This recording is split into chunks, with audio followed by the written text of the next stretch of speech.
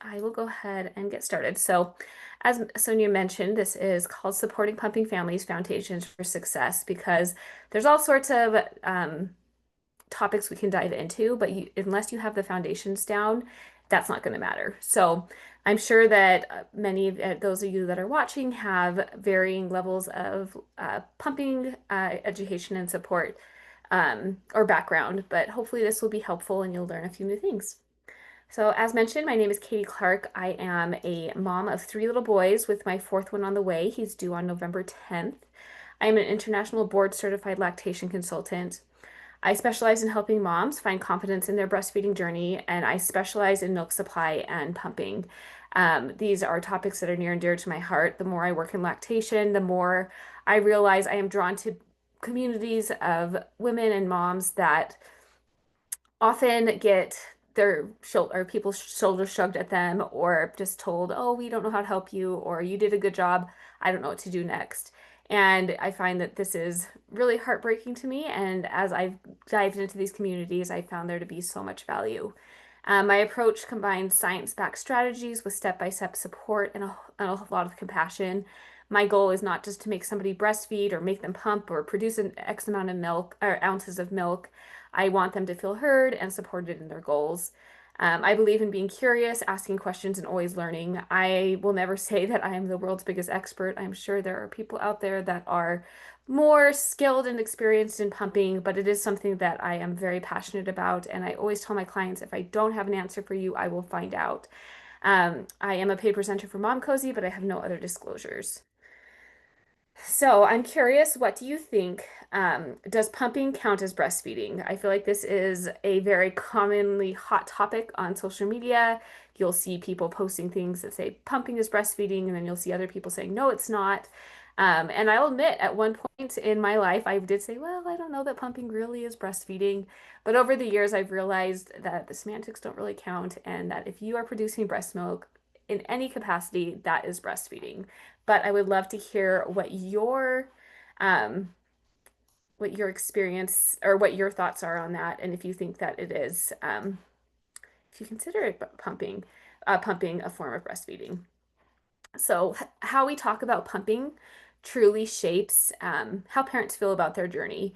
If we go into a session and we say, oh, I don't really like pumping, or just kind of have more negative tone about it, which does happen, it can make them feel like they're doing something wrong or feel like they can't ask questions or that you're a place that they can go for resources. So I would challenge everyone to shift their thinking about what pumping or to look at what their current thoughts about pumping are and see if there's ways that you can shift it to be more positive and more supportive. And maybe some of you are already super supportive of pumping, and that's awesome. But I know sometimes I will talk to people and they're like, oh, like, it's not really my thing. I'm not really that interested in it. But at the end of the day, our clients should be our focus. And if they're pumping, then that should be one of our interests, in my opinion. So, why did moms choose pumping? Sometimes it's by choice or a personal decision. They just want to pump. They have a variety of reasons, and for whatever reason that is, it just makes more sense for them to pump, whether that be exclusively in addition to nursing from the breast, etc. If they're going back to work, here in the United States, many moms do go back to work fairly quickly within that first year. And if they want to continue to produce breast milk, they're going to probably have to pump. And this is unfortunately a time when many people stop breastfeeding because it becomes too difficult. They don't have the resources they need. They don't have the support from their company. They don't know how to successfully combine working and pumping. Partner involvement, they want their partner to be involved with pumping or with feeding their child. They may have a medically compromised child where it makes it very difficult to nurse directly from the breast, or they prefer not to. For instance, they have a child in the NICU, they have a cleft palate, the baby has a cleft palate, a G tube. Sometimes maybe if they have a underlying another medical condition that makes it difficult to latch, pumping makes more sense. One of my sisters, she had twins and they were working on latching while the babies were in the NICU, but at the end of the day, she felt like it was way more stressful to try and get them to latch than to just exclusively pump. And so that's why she switched to that. The baby's unable to latch and you need to make sure your milk supply stays up.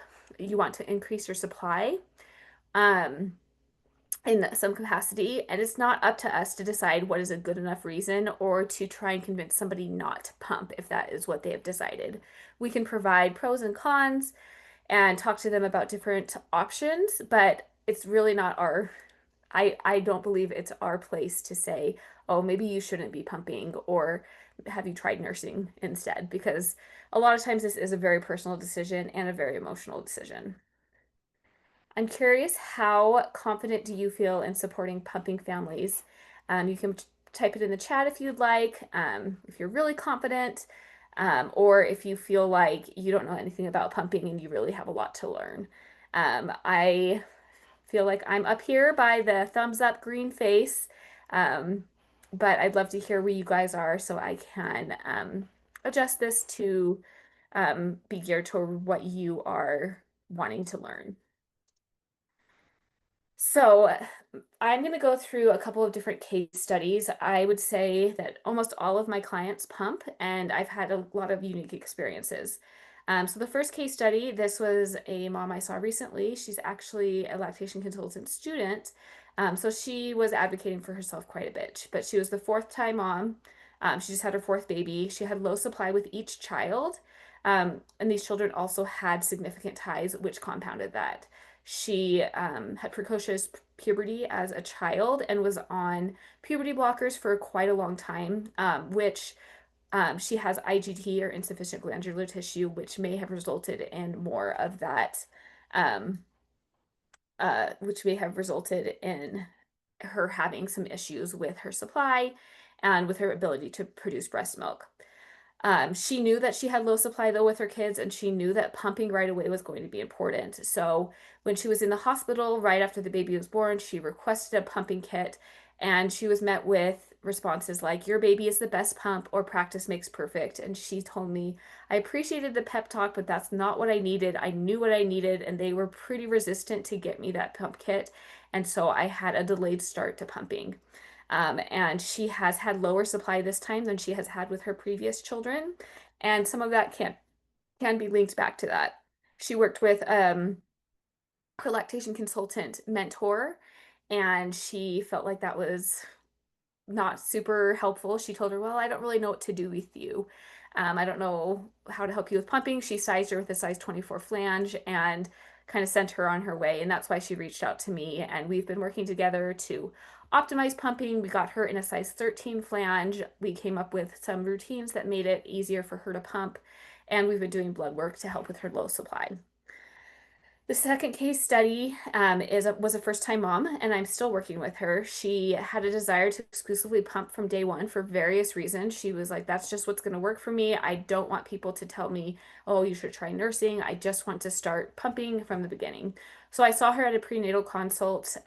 She wanted to see somebody that was a pumping expert and not somebody that wasn't going to be able to give her helpful information. I had previously met with her friend who also was pumping because her child was feeding via G tube and could not feed by mouth.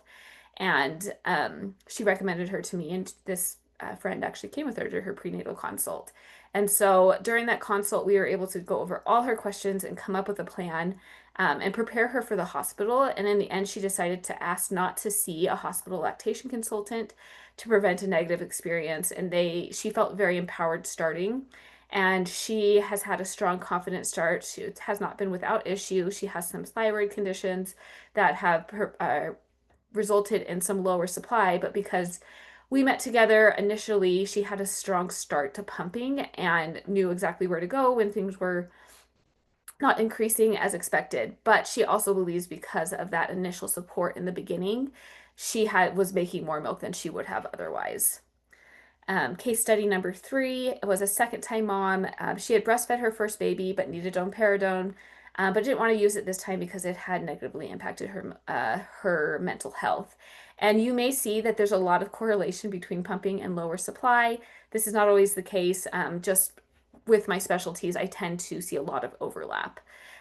With her second baby, though, he was born several months early and was in the NICU when we started working together. At the time, she was making probably 15 mLs. She had worked with various lactation consultants. She's located in Canada, and so she went to the health department for support from those different lactation consultants and was given tons of different advice, often, and was told that pumping was just inherently painful when she was saying this pumping is not comfortable, I'm not making much milk, and it was just very dismissive. When I was working with her, she was pumping every 2 hours around the clock, including at night. She was exhausted and she didn't know what to do.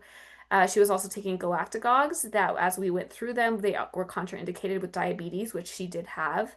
After we worked together, we changed the pump that she was using. We got her the correct flange size. We incorporated a wearable pump into her daily routine, and we adapted pumping schedule to include more rest, which I will talk about more later, but I think is very, very important when it comes to pumping. And she went from making 15 mLs per pump to 60, sometimes even 90 mLs, depending on the time of day. And when we started working, I think the baby was about 6 weeks old. And so she was able to make a lot of progress during that time. It was very important to her to be able to pump and produce breast milk as well while her baby was in the NICU, because she wanted to avoid um, getting her baby contracting issues like NEC, and she felt like it was very important. And so she was thrilled with that amount. She felt like pumping was so much more comfortable and so much more efficient after we worked together. And she ended up having to pay for that out of pocket, even though she did have access to free lactation care, because she felt like nobody was actually helping her that she had seen. And then the final case study, this baby had lost over 10% of weight at birth. She went to her first appointment with the baby, and the pediatrician recommended supplementing, but also said we don't recommend support pumping in this office, which I was shocked by. Um, once I knew what practice it was, I wasn't as shocked, but it was still a little bit alarming that they had set her up for that experience from the start. And so she was supplementing without any replacement stimulation. She felt like she was also doing something wrong by pumping, and she felt a little ashamed to be pumping, which was very sad. When she came to my office, we talked about how pumping is great and how it was necessary to increase her supply. Um, because her supply was low, baby wasn't transferring much milk still, and because of this, struggled to latch. So I made it a goal for her. We set up her up for success with pumping, with the right pump, the right schedule, and the right flanges. And we were able to, and then we talked about how it was important to get that supply up first and then work on latching the baby and milk transfer. So those case studies, I just put a few together of why the value of knowing how to support families, because there's so with pumping, because there's so many variety of situations out there, and you just never know when you are going to run into one of them. And these moms and these families deserve to have that support, and not to just be made to feel like, oh, you like it's not working out like the way that we think it should. So that's too bad for you, because that's how a lot of them end up feeling. So myth, any pump, there's some different myths about pumping out there. So any pump will work for any parent. More suction equals more milk. Parents will just figure it out on their own.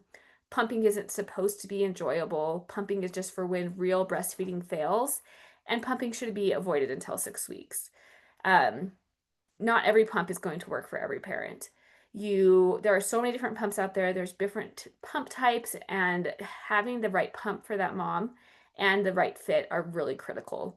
I have There's lots of different pumps out there, and some of them are great for like 90% of moms, but then sometimes they aren't. Like there are some popular pumps that I recommend pretty frequently, but then at least this year, at least 5 moms have had a hard time with them and worked better with another pump. And this can depend on like their anatomy, how their body responds to it, stress. And so sometimes even switching to like a wearable pump, we will see a mom have an increase in supply, even if it's not as efficient, because they are having because the previous pump was causing too much stress. Comfort and correct settings matter more than max suction. We don't just want to crank the pump up to the top settings. That rarely is going to yield the most milk. And so It's important to know how settings work and how to educate on what is a good sign that milk is being efficiently extracted. Um, Parents will not just figure it out on their own, or if they do, it's going to be getting a lot of information from a lot of different places and ending up with information overload. I find that education early on leads to longer breastfeeding and pumping duration. And there's a lot of great resources online, but it's hard to navigate that all, especially as a new parent. Pumping should not be painful or miserable. I really don't like that idea that people put that out there. It's different than nursing directly from the breast, and a lot of moms um, would prefer to nurse, but a lot of moms do actually prefer to pump. And so it should be, regardless of how they feel about it, we should make it as painless and comfortable as possible. Pumping should not be seen as a failure. Most parents are going to be pumping at some point or another. And so we don't want to frame it as, oh, it's too bad nursing didn't work out for you. Because even if their initial goal was to nurse, and maybe it still is to nurse directly from the breast at some point, we never want to make them feel like it's failure. Delaying pumping can be harmful in some situations, I would say in many situations. And so saying to wait until 6 weeks for everybody as a blanket rule really isn't helpful. We need to look at the individual circumstances and the individual situation. So this is going to be the core part of the training where I just share a little bit about supporting pumping families. According to a 2019 Atlantic article, around 85% of lactating moms will pump at least some of the time. And so the numbers for exclusive pumping are quite a bit less. I've found a variety of numbers between 4 and 10%, but 85% are going to be pumping at some point. Sometimes that might be just once, sometimes it's going to be when they go back to work. There's going to be a huge variety. But because of that, it is so important to know how to support them. Many lactation education programs, including the one I took to become a lactation consultant, barely talk about pumping. Um, which leads to IBCLCs who are not properly trained to support these families, leaving families to figure it out on their own through social media, which is a problem. And again, there's so much good information on social media. I share stuff all the time, but you will find something that I found was interesting that actually piqued my curiosity and interest in pumping was that there were so many pumping influencers out there. And that's not to say that they're doing anything wrong sharing their information. I think that they have helped a lot of families, but this has led there to be a lot of misinformation spread as well, and a lot of personal experience being portrayed as the norm or what everyone should do. And so when people can't get help from trusted professionals, they're going to turn somewhere else. And that often has been to social media, which, has had mixed results. So let's talk about the first step when someone comes to you when you're pumping. You want to assess the parent's goals. You want to see why they're pumping or why they want to pump, what their feelings are surrounding it. There's going to be a lot of different reasons why. We've already talked about some of them, such as work, supply boost, baby can't latch. And you want to think about the frequency that they expect to pump and then determine how much they actually should be pumping based on their situation. You also want to see what success looks like for them. Some of these moms only want to provide breast milk. Some of them are okay with giving formula. Some of them are fine with pumping all day long. Some of them do not want to pump all day long. Some of them are going back to work and want to have just enough for when they go back to work. Some want to figure out how not to pump as much at work. And this should guide the conversation and the support that you give. As with anything breastfeeding related, we don't want it to be cookie cutter support. We really need to listen to the parent and their goals and what they're saying, and then create a path based on that, and not just, oh, you pump, so um, this is the route you need to go. Step 2 is also helping to choose the right pump. Sometimes you'll have someone come to you and they already have a breast pump. Others will come to you and they need help choosing one or choosing a better one. And so there's just a few things to keep in mind. A hospital grade is a little tricky of a term. It's not really regulated. And so a lot of pumps will say that their pumps are hospital grade, but there's not really like a grading, like there's not a great criteria for what that actually means. And so I prefer to talk about pumps in terms of single user versus multi-user. Multi-user are going to be those pumps that are traditionally in the hospital that we might think of as hospital grade. So like the Medela Symphony. And these are meant to last for years and years and be used by hundreds, maybe even thousands of moms. Single user pumps are generally meant for one person, for one baby, and meant to be replaced for another child. Not every pump is going to be right for every mom, even popular, well-regarded pumps. I have pumps people can try in my office. It can be difficult to obtain all of those pumps, so I always say just build your supply and your stash of pumps as you go. And then, but have a couple of pumps if you can, of like a traditional pump, a wearable pump, and a manual pump. And usually that's a good place to start. You want to consider the insurance coverage when recommending pumps if you're in the United States, pumping frequency, and the mom's supply. Because sometimes having, um, sometimes if you have low supply, you're going to want a different pump than somebody that has an oversupply. And if you're pumping frequently, it's going to matter more to have a pump that is going to last a long time. With insurance coverage, sometimes there will be pumps that are covered right away, completely, some that they will need to pay an upgrade fee for. And you want to make sure if they want two different pumps. So if they want like a more traditional breast pump and a wearable breast pump, that you're helping them to figure out which one's going to be most cost efficient to buy out of pocket and which one to get from insurance. This is just kind of a theory that I've heard and talked about with other lactation consultants, but sometimes people will imprint on a breast pump. So the first pump that they're using is the only pump that their body's going to respond to. This doesn't happen all of the time, but I have seen it happen more often than not, especially when you start with like a really powerful pump.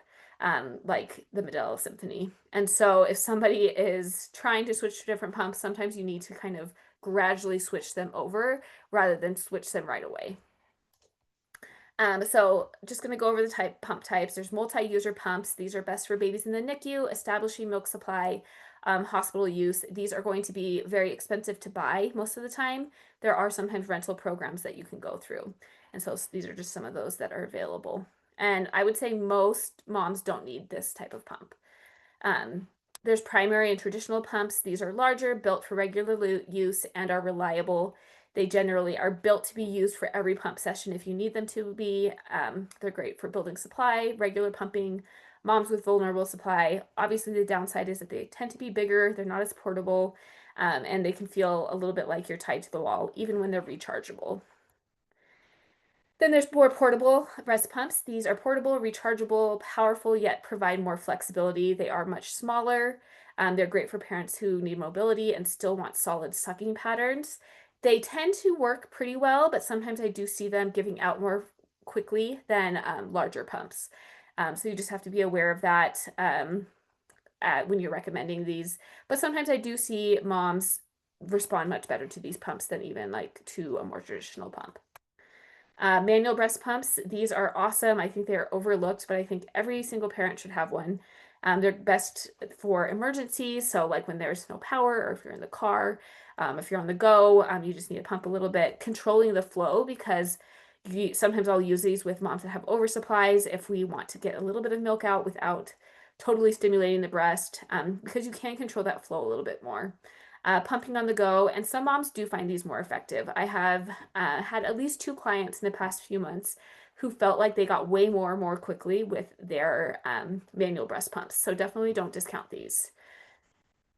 And then, of course, wearable breast pumps. These are hands-free, often cord-free. They're convenient and allow for more flexibility. Obviously, Momcozy has many of these, and they are probably the leader in wearable pumps. They have many different options, but they are very popular. I feel like almost every mom I work with wants to use a wearable pump, and it's important to educate about them. So we're going to talk a little bit more about that. They're best for multitasking or pumping when otherwise wouldn't, power pumping, for helping to boost supply in addition to your traditional pump. There's a lot of different reasons and a lot of value that comes from wearable pumps. And I find some moms will say, even if my supply drops a little bit, the freedom that comes from having a wearable pump is worth it. So I've already talked about this a little bit, but they're very popular right now, and obviously for good reason. I think one of the things that burns people out most about pumping is feeling like they just have to sit there for, you know, hours a day and just pump. And they feel like they can't connect with their baby as much. Maybe they can't get as much done around the house. If they have more than one child, it can make it difficult. But it is important to teach appropriate use because they do need to be approached in a different way than a traditional pump. I usually caution using these in the early weeks and for vulnerable supplies, just because sometimes we do see that they're not as efficient, especially if they're not being used appropriately. So with the right flange size and for the right amount of time. So you just need to be careful. That doesn't mean they can't be used in the early weeks. It just needs that there needs to be a good strategy with it. They are definitely very popular in oversupply communities, and I think that that is because it gives them a sense of freedom. Because when you have an oversupply, it can be very difficult to feel like you are constantly having to empty your breasts. And because these do tend to have capacities that are at least 5 ounces, sometimes more, it can allow them to not feel like they have to pump all day, every day.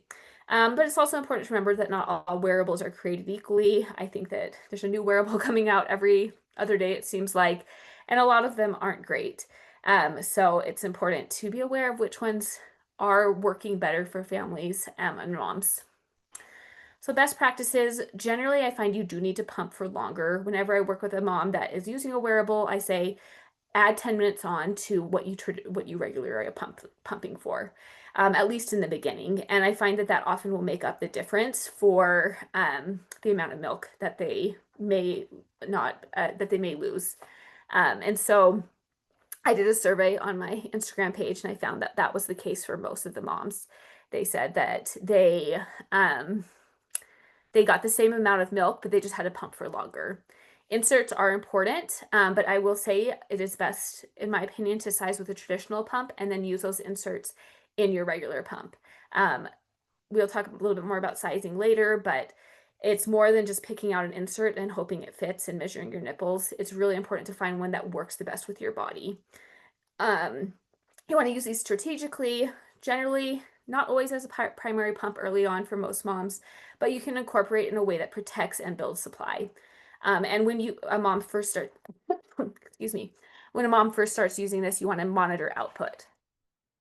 My favorite times for wearables are power pumping. That is, 10 minutes on, 10 minutes off, or 20 minutes on, 10 minutes off for an hour. And that can be a lot to have to be like going back up and down, up and down. And so it's great when you can put that pump on and just press the power button, set your timer, and then 10 minutes later, turn it off. So I love them for power pumping, especially when they fit well. For long commutes, when you're in the car, they're an awesome way to get some extra milk. Jobs where you aren't able to sit down. I know nurses love wearables. Multitasking, especially when you have lots of kids and it's hard to just sit down. Sneaking in extra pump sessions and extra stimulation. And again, moms with multiple kids. So now we're going to go to the demo portion. I have a variety of Momcozy wearable pumps that I am going to go through and just talk about some of the different options that Momcozy has. They have developed lots of different wearable pumps, and they are very, very popular. I would say they're probably the most popular wearable pump brand in my experience with the people that I work with. And that's for a variety of reasons. They are generally pretty affordable, and most people do like using them. So here are some of the different Momcozy wearables. There's the V1 Pro, and there's also the V2 Pro. The V1 Pro and the V2 Pro, we'll talk a little bit more about that, but that is more of their kind of their heavier duty wearable breast pump that's better for building supply, stronger suction, things like that. There's the M5, which is the first one that I ever used and that I ever experienced using. My let's see, my sister-in-law, I remember her coming to my house and she forgot her breast pump and she was going to go visit someone, and I let her use the M5 that I had, and she loved it. She told me that it saved her during her trip, and she was so grateful to have it. There's the Air One, which was just released, and I really like this pump. I like the design of it for a few reasons that I'll talk about. There's the M9, and then there's also the M6, and then the S12 Pro. And this isn't all of them, but these are some of the more popular ones. So the V1 Pro and I will show that here, is has at around 300 millimeters of mercury suction. So it is one of their most powerful pumps. It has 15 different suction levels. It's high efficiency, better suited for like regular exclusive pumping. It has an integrated milk collection cup to prevent backflow, which does make it more similar to a multi-user pump because most wearable pumps, including most of Momcozy's, don't have that backflow protection. And so it does not, the motor is not necessarily always being protected. It should be, but this is better because this is separate. And I'll show you the collection cups here. It has a larger capacity battery, up to 9 sessions with one charge, which is pretty impressive. So that could be for a full day of pumping. They hold 7.8 ounces, or let's see, that's 230 mLs. I can never do that calculation myself. And it has the 3rd-generation motor. So it is going to be one of the, if not the most powerful wearable pump. Minimal cleaning, it's pretty easy to clean. There's just the back like this. We can pop that off. There's like the silicone protector, or no, that's the back. And so there's the silicone edge for the flange, and then there's a plastic flange inside, which I do prefer plastic flanges, so I like that that's an option. Let me get this off. Then there's the inside that has the backflow protector, and it has just the other parts, but it's very easy to put together, which is great. One of the downsides, I guess, is that it does have tubes. So if someone wants something that's truly cord-free and wearable, this isn't going to be that, but it's still wearable. And you can see here, it has kind of, the top is a little bit thinner and then it gets wider down here. And so you control it using the motor that's separate, and you connect it with the tubes.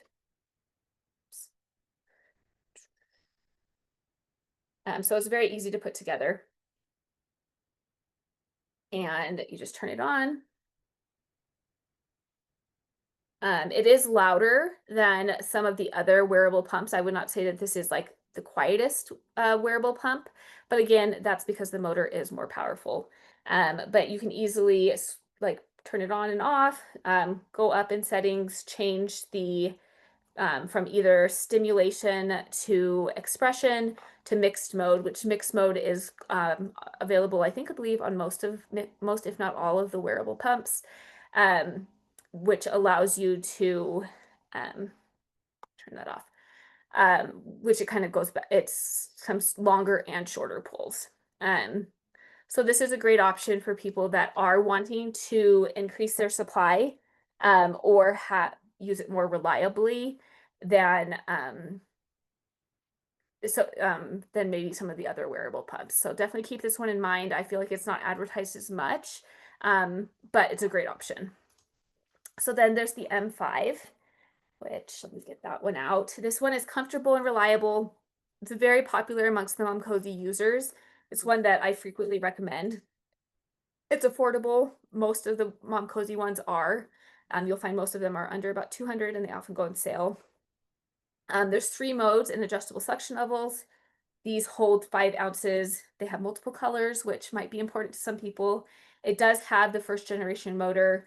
The battery is average 45 sessions on one charge, and it is quieter than some wearables. So here is what this one looks like. It has the cover on the back to help prevent spillage after you're done pumping if you can't put it away right away. It has the silicone flange, and it's a little bit firmer in the inside. I don't know if you can see that. It has more of this like Tupperware type top, the flange. So that's not always my favorite style. Some of the other ones don't have this, but it's not, a big deal. You just have to kind of press it around a little bit more. It has the capacity of 5 ounces though, so it's going to work for most people. And it's rechargeable. You just power it on straight from here. And you can change the settings directly from the screen. There's an LED screen. Very easy to use. It doesn't have a mobile app. You just kind of can just use it on the go. And a lot of people do find that these work well. So the Air one is brand new. I just recorded a video that I'm going to be posting on YouTube soon about it because I've been very excited about this one. And the main reason for that, well, there's a few reasons. It is let me keep this one out so I can show you. It's the thinnest wearable on the market, which is awesome because I think one of the biggest complaints people have about wearable breast pumps are that they're so bulky and they can seem like a little awkward to wear, which definitely the beginning ones were that way. Um, but I love this one. You can barely see it on. I don't know if like, if you know somebody's wearing one, like you can definitely tell a difference, but I feel like you wouldn't necessarily like look at someone and be like, oh, they're wearing a wearable pump. So I can show you kind of, it makes me definitely look a little more busty, but it's more shaped like the breast. So I feel like it looks more natural as compared to maybe this shape. So you can see that kind of side by side. It's more of like this egg shape, and this is kind of like a wider shape at top. So this is going to be a little bit more bulky. I find that I feel like this is going to fit with a lot more different types of breast shapes, which is awesome. And I'm excited about that. But one of the features I really love is the clear top for it. It's been through many different redesigns, and I think that they have really tried to make this a good pump. I haven't been able to try it with clients yet, so I don't know about the milk output, but I'm going to try it myself once my baby arrives. But that was a little tangent of this clear top because you can see the nipple alignment, which is huge. Every single mom I work with is like, I can't see my nipple. I don't know if it's lined up correctly. I don't actually know if the milk is flowing. So you can look from the top, or if your nipple is not quite wide enough, you can like take a picture and you can see where your nipple is, make sure it's lined up because that is essential for using a wearable pump, is that it is fitting correctly and that the nipple is in there correctly. And so I love that it's transparent. I love that you can easily see that the milk is collecting because there's nothing more frustrating than going to take off the pump and realizing that there is no milk in there. Um, the um, the silicone flange, or the flange is silicone. It's all the way through. It is softer than some of the other silicone ones. And then this does have an insert in there. So you want the ones for this, they are a little bit wider and shorter. With this one, it is compatible with the mobile app, and that's where you're going to get the most functionality. So someone is going to use this, they probably are going to want to have an app. You can control it from the pump itself, but it doesn't have an LED screen, so you can't see what the different settings are. But the app is super sleek. I really liked using it. And the battery for this is insane. Will charge for about 15 pump sessions or for 5 days. And it also has a charging case that it comes with, which is awesome. Oh, this isn't the charging case. That's for the M5. Here is the charging case for the Air one. And so you can charge it on the go. It is the most expensive wearable. This one is around $369 retail, which obviously is going to be cost prohibitive for some people, but it has a lot of great features, and I'm excited to see how it works with my clients. And then there's the M9. This is this pump. This was previously one of the thinner ones. This is more of that similar design to the Air one, where it is kind of more egg shape. It's a little bit more natural looking, but it is about 20% bigger than the Air. So you can kind of see that here, that comparison in the sizes. And those are all stuck together now. But I really like this one. I got this one a few months ago, and it has a silicone as well, but the inside is harder plastic, which I do like that. You can get 4 to 5 sessions on one charge, but it also has a quick charge mode that will get you one session in just 12 minutes of charging. So if you're like, oh, I really need a pump, but I can't like wait for it to charge for an hour, you can get a pump set, at least one session after 10, 12 months or 12 minutes. It's great for pumping moms. It is probably the quietest one that I'm aware of that Momcozy has. It's 42 decibels. The Air is about 45 or 44, around that. It's compatible with the app for more personal settings, but it also does have the LED screen. So you can turn it on and you can see there it has the battery, the different how long you've been pumping, and you can switch between settings and the different levels. And so it's very easy to use. It is very quiet, and it contains about you can get about 5 ounces per pump. And then you can switch on top if it's the left or right side. So I will turn that one off. And then there's the S12. I don't actually have this one, but it actually has really good reviews from a lot of different people when I was looking around. And this is one that probably is more similar to the style of wearable pumps when they first started coming out. And I believe there's also the S9. It has their first generation motor, a 6-ounce capacity. It is very affordable. You can usually get 7 to 8 sessions on one charge. It seems to have more parts to clean than some of the others. It is louder for sure at 50 decibels. It's efficient. You can purchase just one or two. And it has an LED screen, and it's a little bit more bulky and less discreet than other options. And so let me make sure there's no questions in here. Okay. So setting up families for success with pumping. We've already talked about the basics of like picking a pump, discussing their goals, but I'm going to go talk about some of the more nitty-gritty details. Franchising. This is probably the most important thing when it comes to pumping. And I could talk about it all day long because I've seen such amazing results from the families I worked with getting them in the right size flange. It matters from day one. You can get damage from pumping with the wrong size. Not every mom is going to experience that. Some can pump with a 24 and not be a 24 and not have damage, but I have worked with a lot of moms that have had long-lasting damage from using a flange that was the wrong size, which most people have used the wrong size for decades, probably centuries. Not centuries, but for a very, very long time. Lots has changed in recent years with flange sizing, though. The standard of 24 millimeters is not really the standard. That's not really based on anything out there besides that's just what people have done. Most moms in my practice are between a 14 and 17 millimeter. If you're interested in learning more, you should look up the FITS guide and the study done by Jeanette Frem. She's amazing. She is definitely the biggest expert on pumping and flange sizing, and she has been spearheading that research and really trying to make changes and make waves. And so I am so grateful for that because it makes a huge difference. I find it is more than just measuring. There's lots of tools. Momcozy, they come with the little measuring tool, which is great because that can get you in the right direction. And not everybody can just have a million flanges and a million flange inserts and try them all. But I do find that if you trying the different options is essential. And so the sooner you can have a lot of flange sizing options in your office, the better, because then the family's not going to have to be paying for those, and you can add a great service to your business. I never actually measure anymore. I just look at the mom and I say, let's try this flange, and we try different ones until she says that it fits beautifully. We see strong sprays of milk. It's comfortable, and that's where trying different ones is important, because a lot of times someone will be like, oh, the 24 is comfortable, but then we try them in a smaller flange and they're like, actually, I didn't realize that that was so uncomfortable. We want to make sure output is good, that they're able to empty their breasts in a reasonable amount of time, which can vary, and your nipple can touch the sides.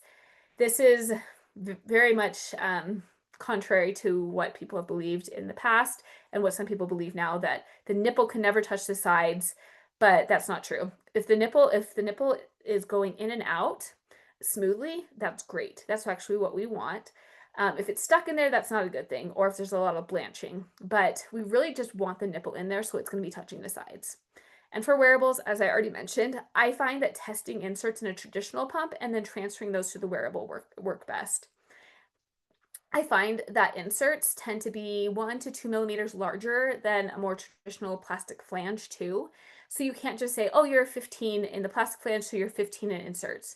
I've had a number of moms that have done that, and they're like, my nipple doesn't even move the 15. And inserts aren't always standard either. So understanding settings, these should be personalized for each mother. There is not one set of settings that is going to work for everyone. There's so many different routines and settings online where they're like, pump on expression for 5 minutes and then switch to let down for 2 minutes and go up to level 7. And these sometimes work for people, but I find they're more stressful than not. And so it's better to teach the mom to know what to look for. And so usually I will start out with stimulation mode or letdown mode, which are like the faster sucks. And once the milk starts to drip out or flow, I will have the mom switch to expression mode and then go up or down on settings to see where the strongest sprays of milk are coming. And usually you don't have to be constantly going back and forth. Some people will go up a little at a time. But if they are like, oh, it's, I can't go past level 3 because it's so painful, that's usually a sign that something else is going on. Vacuum is the strength of the vacuum. So, the higher it goes, the stronger it's going to be. Cycle speed is how many times it pulls in 60 seconds.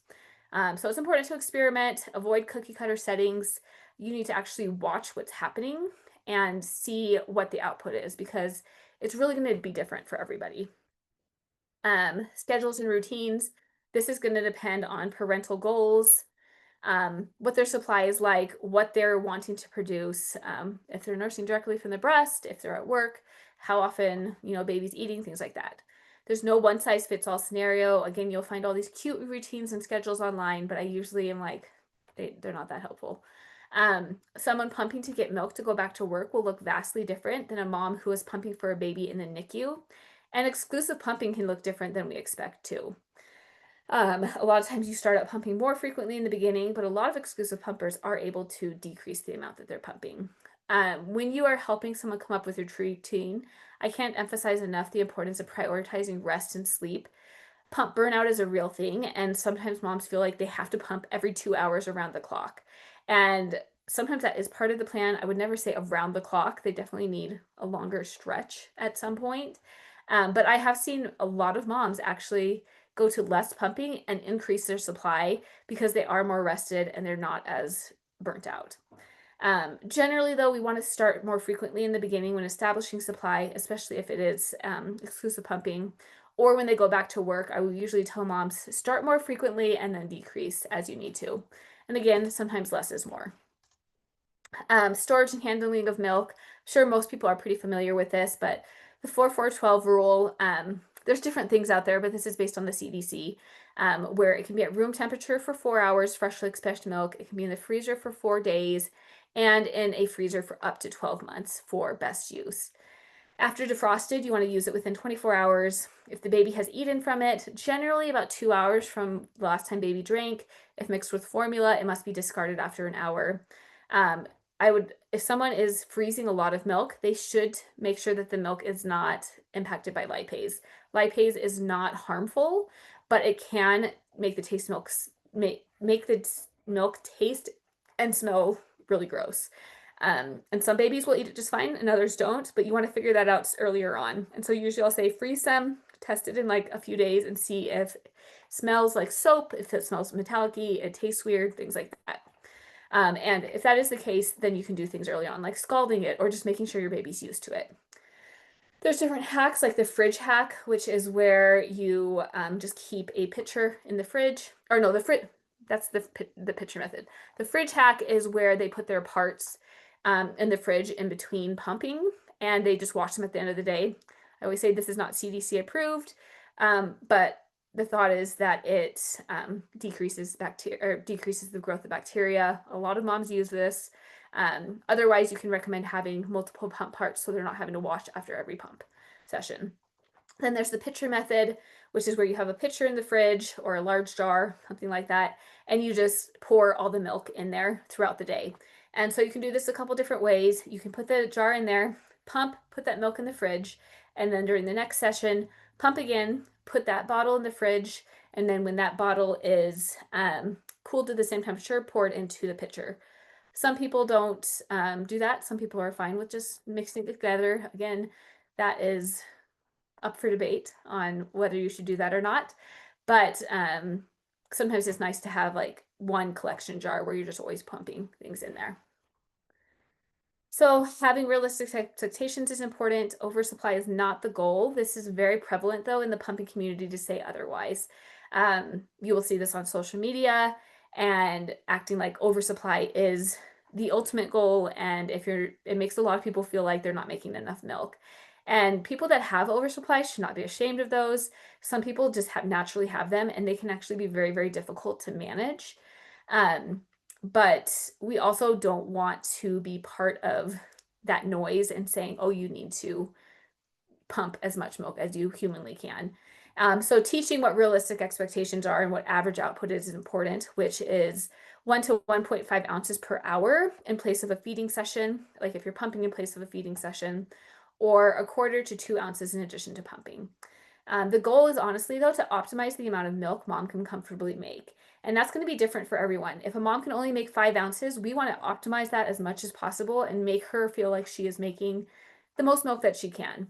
But then on the flip side, if someone has an oversupply, we want to make sure that they are comfortable and that they have a good routine where they're not getting super burnt out.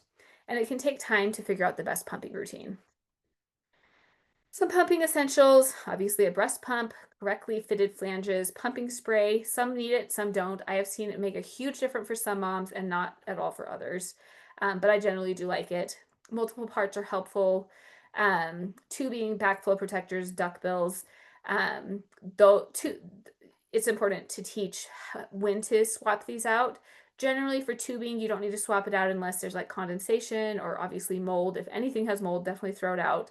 The backflow protectors and duck bills, generally people recommend between 2 weeks and a month, depending on use. But sometimes, I've talked to people and they're like, I usually just say if your pump starts being less efficient, change them then. Um, there's no, you can look at the manufacturer's instructions for those though. But pumping moms, I will say, are targeted by lots of advertising for must-have products out there. And it's important to help these moms realize what the essentials really are and then tell them anything else you want to get is great, but these things are most important. Emotional support, we want to normalize pumping as a valid feeding method, listen for guilt, shame, and burnout cues, and be able to help talk them through that. Validate their choice and celebrate wins. I am always, when I have clients message me and tell me something about pumping or their milk supply, I am very, very excited. So I try to show them that I'm excited too. And then recommend them connecting with other mothers that are in their same situation. So now we have the Q&A. I don't know if there's any questions that have been submitted. That's okay if they don't. You can always send them afterwards if you want to. Or perhaps, oh, go ahead. Doreen says this has been very helpful. I agree, Doreen. I learned a lot. Oh, thank you. I'm so glad. This is one of my first, one of my first sessions for teaching other professionals. So I hope it's been helpful. But if you have questions, drop them in there, but I'm just going to finish up here. 3 actions for this week. Examine your feelings and education surrounding pumping. What can you change about your own feelings about pumping? Because I know one of the girls that works for me that is phenomenal, and she's become an amazing supporter of pumping, told me like, I didn't pump and I didn't want to pump. And so it was hard for her to make that shift to supporting pumping because in her personal experience, she did not enjoy it.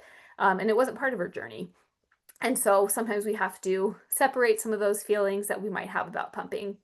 And then learn about different pump types. See if you can get any pumps. Sometimes you can get pumps even just for demo sake, like from Facebook groups or from those around you. And contact past clients about their experience with pumping and what support they wish they had.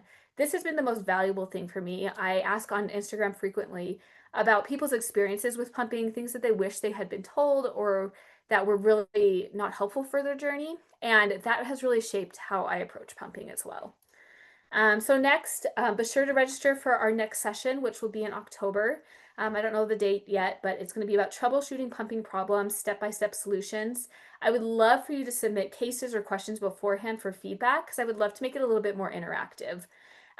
Because I think that's important that when teaching that you are able to get immediate feedback. So if there are cases or situations or any questions that you have about pump problems, I would love to discuss those.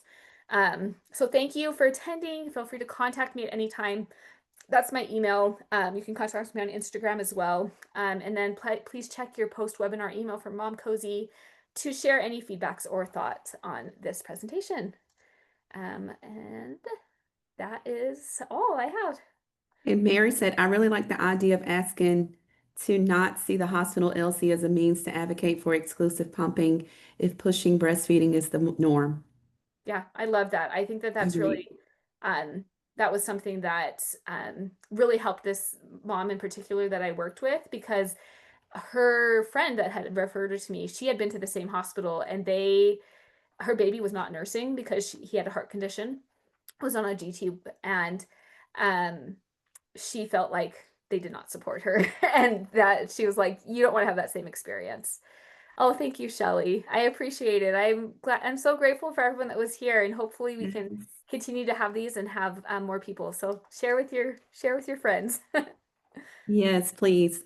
I'm a hospital LC and try to make it a point to ask what the goal is before I offer advice. Oh, that's so important. I think that that is the key for all lactation support, whether it's pumping or not, is that we see what their goals are and we don't push what we are. And I know it can be hard sometimes in the hospital with baby friendly initiative and things like that, but um, we can talk about pumping and we should support whatever that parent's goal is. Because that's the thing I keep learning the more I work in lactation is that there is not one size fits all and that we need to help families see that so they don't have as much guilt or as much tunnel vision. Because sometimes if you feel like I've worked with people that are like, oh, if I can't nurse for every session, it's not worth it. Or if I don't can't pump enough milk for every single bottle, then it's not worth it. And so making those shifts and supporting the person in front of you is really important.